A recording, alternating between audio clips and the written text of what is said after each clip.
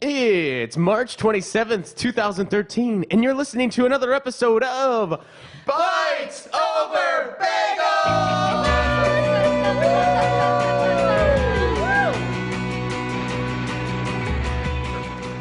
It's Chicago's favorite morning tech talk show. With me, as always, in the studio is one Miss Heather Brown. Hello, hello, hello. One Mr. Brett Mackey. Dry humping dollar bills, y'all. And everyone's favorite nemesis, one Mr. Dave Seidler. Eating my Easter eggs. We got a great show for you guys today. On today's show, we're featuring an interview with Maria Katris. She is the CEO of what we would describe as Built in Chicago, but now part of the bigger universe, Built in. Sup Denver, sup LA, etc. Today is also our Easter episode. Ooh, you would do. We're dying eggs. Dine eggs. Pro tip. Pro tip. Dine eggs. Pro What's tip. up, Mackie? Do not use that flimsy wire thing to dip your eggs. Oh, for sure. Ridiculous. Does everyone know what that thing is? It's the little, you drop. Yeah, okay. then you Yeah. twist it. The last two. Yeah. Finish Yeah. it. Do Thing not use always the wire. pain in the Always falls arse. off. Yeah, right. So put your egg inside of a wire whisk. Oh, wow. And dip it in. I don't understand. I don't either. You've never used a whisk, Dave. But How do like you a put the egg circular in? whisk? Yeah, how do you get it Yeah, in a silver there? whisk. Well, those things you can just pull them apart. It's like a Oh. jailbreak. You just All right. put them in there, drop them in. Pull it up, Interesting. open That's it up. genius. That's Take really them out. cool. That really is a pro tip. Yeah. Oh. Now, do you use vinegar in your dye or just straight dye tablet things? Yeah, I've done both. Yeah. I thought you had to use vinegar. Yeah, I think you do. Well, no, not we those. didn't. Well, I guess we did. Do those tablets still? I don't remember. Do you have to use vinegar with those tablets? Yeah, I think you do. You do? Yeah. I got some today for us just so we Well, can. anyway, I've used Brett, tablets. Are you Pro. just dyeing your eggs or are you bedazzling them? Ooh, diamonds, That would be. ruby, Yeah. gems. Right. Are you painting on the egg? What are you doing? Oh, people paint. Well, I have stickers today, so you can, Airbrushed. Yeah, we do it all. That's Cool. cool. That's embarrassing and cool. Well, Chicago, big announcement. We have hidden 15 eggs around Chicago, strategic locations, each containing a $1,000 bill. This is a circa 1952 $1,000 bill. Mm-hmm. And if you head over to 600 West, there are maps in the former office of Andrew Mason. So check that out. And if you can't find them, we can't help you. 15 grand could be yours today, nerds. We will not go and retrieve them either. They're going to stay there until they're found. Yeah, until they're found. Maybe they'll never be found. We provide no guarantees. There may be one near or in the river. So good luck. Get your scuba gear on. Well, we have a great show. We've got a lot of show, so let's get on to it. The title of today's episode is... The Moxies are coming! The Moxies are coming! Today's show is sponsored by Uber.com. Visit BitesOverBagels.com for a promo code. What do they get, Dave? You get $15 off your first black car ride. It's now that part of the show we call the Bagel Bite. So, found a really, really awesome app where you can track an Easter Bunny throughout the country. Wherever he is, it's called the 3D Easter Bunny Tracker. You can see where he is from a bird's eye view from space. Ooh. Whoa. Why does it have to be 3D? Yeah, I don't really know, because 3D is cool. I don't know. Yeah, 3D is cool. in the Imagine future. how dirty that bunny is by the time he gets to the last. He's so tired. So Very tired. tired, just looking real ragged, that bunny. I never really thought about that. That's some dirt feet right Yeah. there. You want Yeah. to talk about dirt feet? Yeah. Yeah, so Exactly. so one of the reviews is, this app is okay, but I just don't understand how the bunny travels so quickly. Ginormous hops, Dave. Dude, this is an app and it's fake. Easy. I'm sorry, easy. kids. The Easter Bunny's real. See, Yeah, we I'm need gonna- to have like some sort of parental warning. Yeah, Remove your kids from listening. No, I'm gonna. We're about to Junior developers reveal- out there. Something. Oh. All right. So to kind of talk about Easter more, there is this company in the UK that, That's the United Kingdom. For those of you who aren't familiar with the acronym UK. yeah, sorry, I should have specified. Yeah. Clearly, that's breaking news. Katie Lynch, did we get it right? Did we get it right? Okay, so they're using Google Street View to find virtual Easter eggs. And by finding these virtual Easter eggs, you can get real prizes. Not sure what the point of this is, but for example, if you find 3 virtual eggs, you can get a chocolate egg.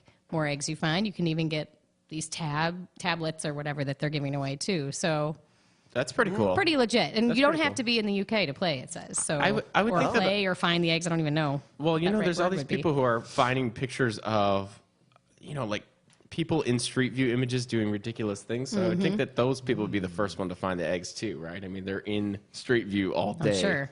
Right. Going through. Those people in Street View, they stay in Street View. Yeah, they stay in Street Oh, View. wow. Ooh, so if they want to like check out, you know, Oregon, they gotta basically drive there one click at a time. Mm-hmm. That's pretty legit. Easter is taking off for everyone. I've never talked Around. about Easter so I know. much in my life, actually. We're just grabbing for stories here. I don't want to. I'm not going to talk about Easter. I'm going to talk about Yeah, change it up, Brett. butt cracks. Ooh. I'm serious. Actually. We're all intrigued. Now We're looking very I'm sure closely you. at you. I'm sure you are. This is a post-Easter segment. Yes, yeah, right. Can you see that bunny's butt crack from space, Dave? And that anyway. It's in 3D. If you can, you'll 3D. get You should be able 3 to. eggs. I wasn't looking, Brett, but Yeah, nice. Yeah, I apologize, but no, I thought this is just kind of a funny story. So, I mean, people struggle with like finding names for their apps or their websites, whatever, and sometimes they get translated improperly in other countries. So this dude, he named this location, Save Your Location app, Rigo. And he was just super surprised when he got all this traffic from Brazil. Oh, no. Hate And mail? no, not at all. No? They like actually loved this app because, well, Rigo translates to butt crack in Brazil. Oh, man. Awesome. Slang for butt crack. But this guy's tagline was really funny on the site. It says, "Rigo's private.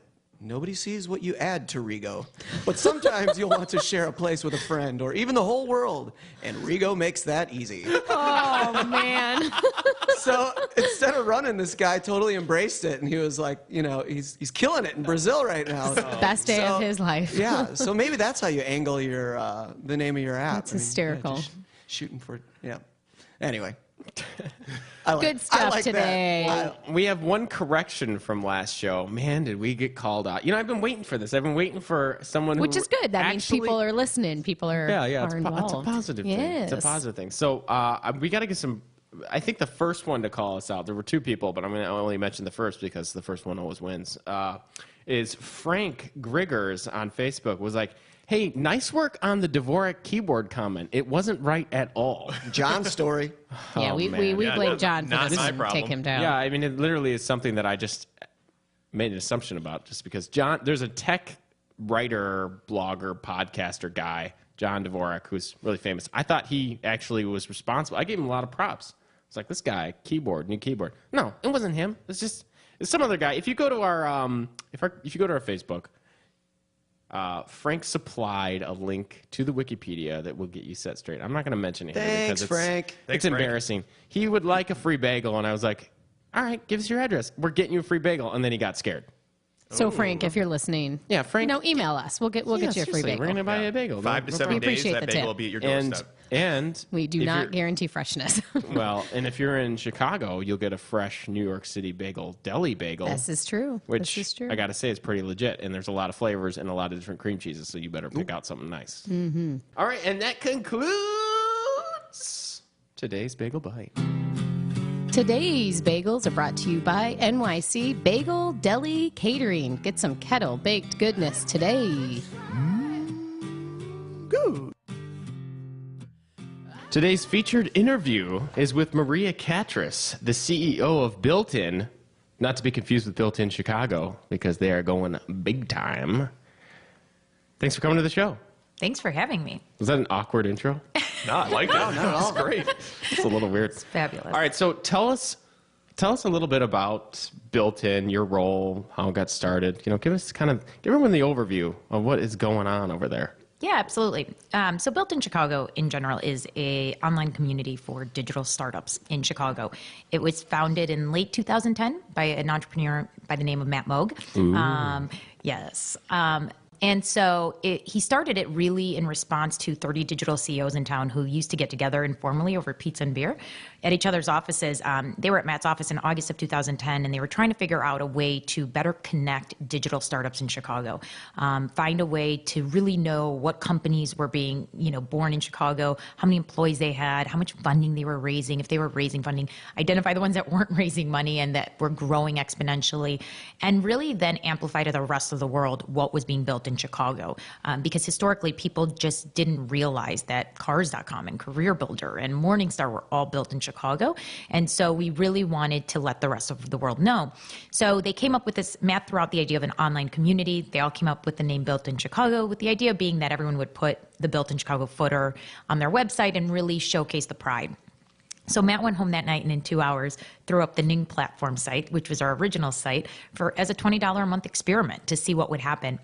He kept it closed beta for about 2 months, where he just had a small group of about 100. It was a little slow going, and then attended another meeting at the New World Ventures office, where there was yet again another meeting of the minds of digital leaders in town who all were saying, woe is me, I can't build a company in Chicago, I can't find talent, I don't have capital, and we really, no one knows what's happening here. And that's when he went back to his office and literally just invited everyone in his context distribution list who worked in digital. So whether they were an entrepreneur from a digital agency in Chicago, an e-commerce division from one of the larger corporations, an investor, a service provider even, and invited them all to join the site. And from there, it really grew through Matt's prodding and sort of will to about 2,000 registered members. It was getting about 10,000 visits a month to the site as of April 2011.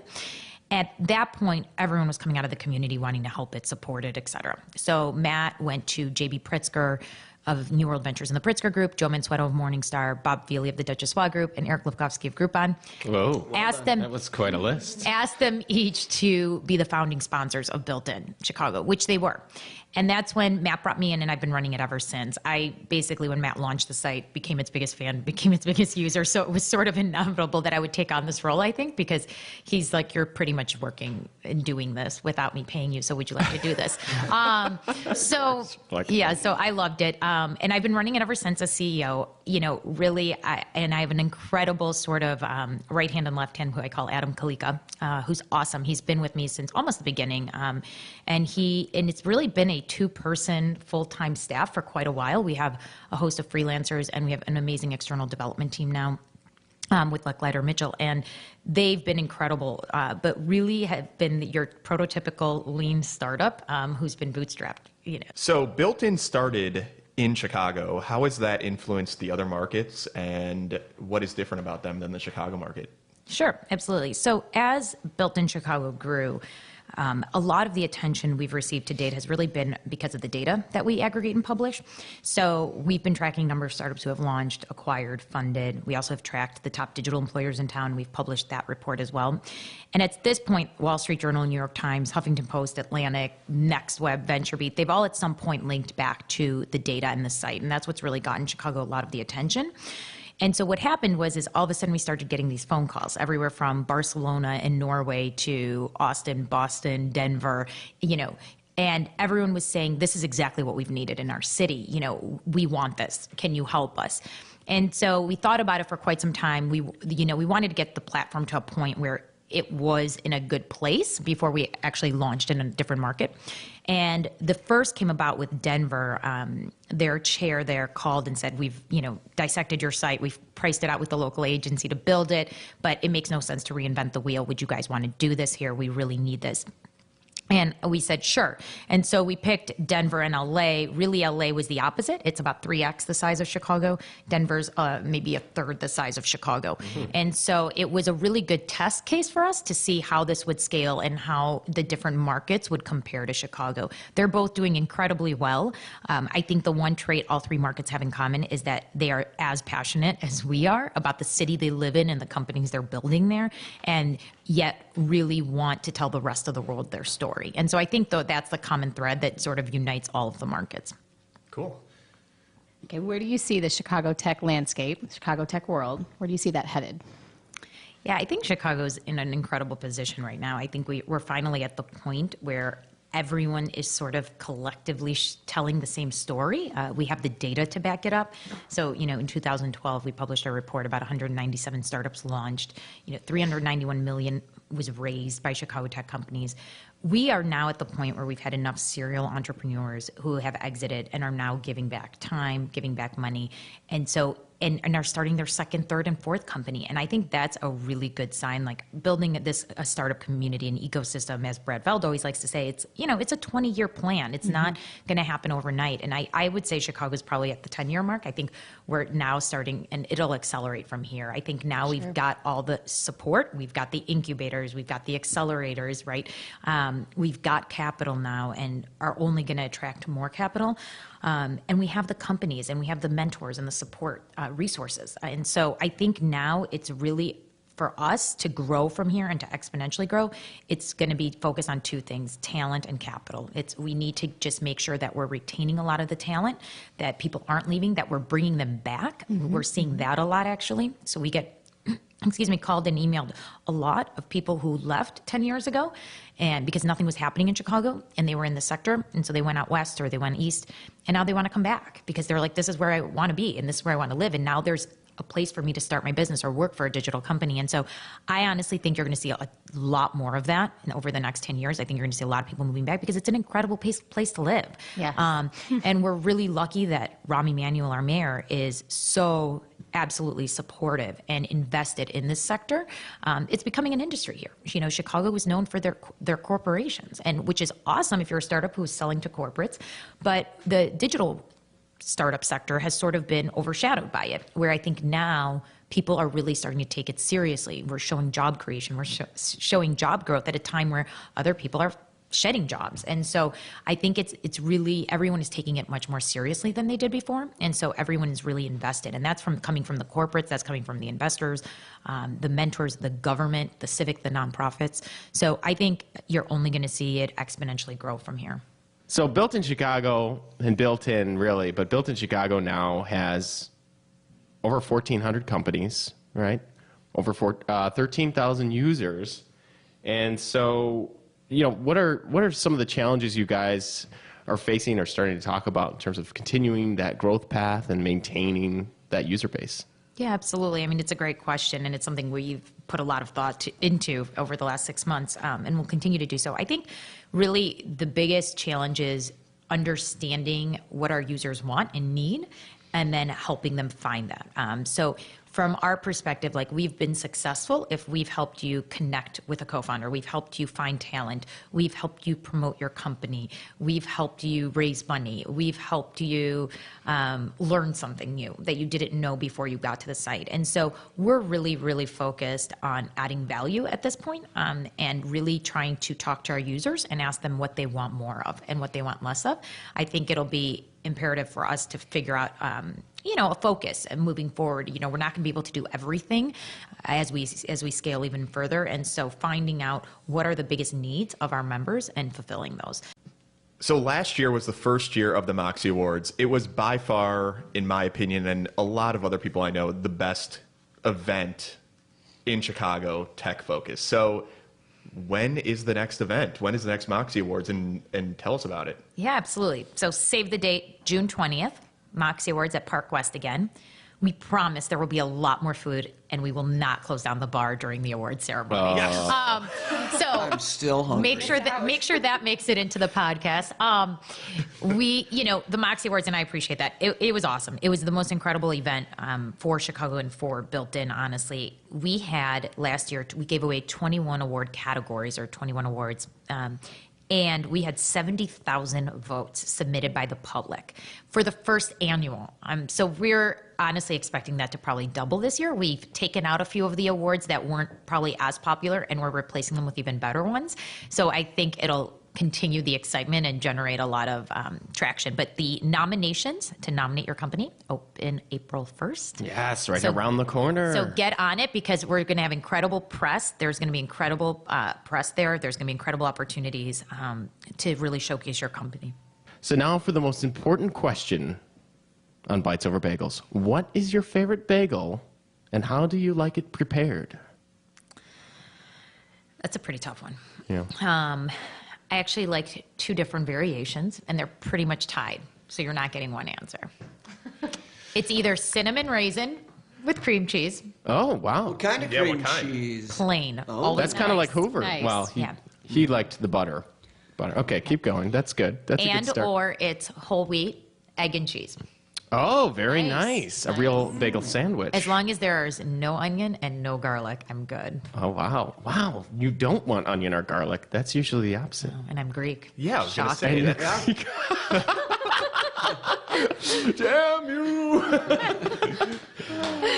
Well, thanks for coming in and talking to us. Thanks for We're having very me. excited about Built in Chicago. We were just talking before the show about how they're going to have to change their format because Bites Over Bagels week to week has been blowing up the homepage, and we're probably That is what one would say. We're working the algorithm right now to be famous, so that will change shortly. It's John promoting it from 9 different email addresses. Yeah, of course. Yeah, of course. My name is fake Voltar. Anyway, thanks for coming in, and thanks for your time. Thanks. Appreciate it, guys. Best of luck. Thank you. Thank you. Filling in the gaps today is the band Stephen Paul Smoker. Check them out on StephenPaulSmoker.com or BitesOverBagels.com. And that concludes episode 6 of Bites Over Bagels! Join us next week where Seth Kravitz will be on the show. He's doing Technori. He's got this Boat Trust coffee thing. A lot of interesting things to talk about. You can also check us out again on the Twitters and the Facebook if you haven't already. Please follow us. Please like us if you will. And also, this week is going to be our last week. We're going to do the promo code for the black car service on Uber. So if you're interested in riding in style this week, you're going to want to sign up for that right now. Right now. You're on the interwebs. Right now, Uber.com, and type in that the promo code that I'm not going to tell you because you have to go to the website. Classy. What is our website? Remind listeners. BitesOverBagels.com. Thanks for listening, y'all. We'll see you next week.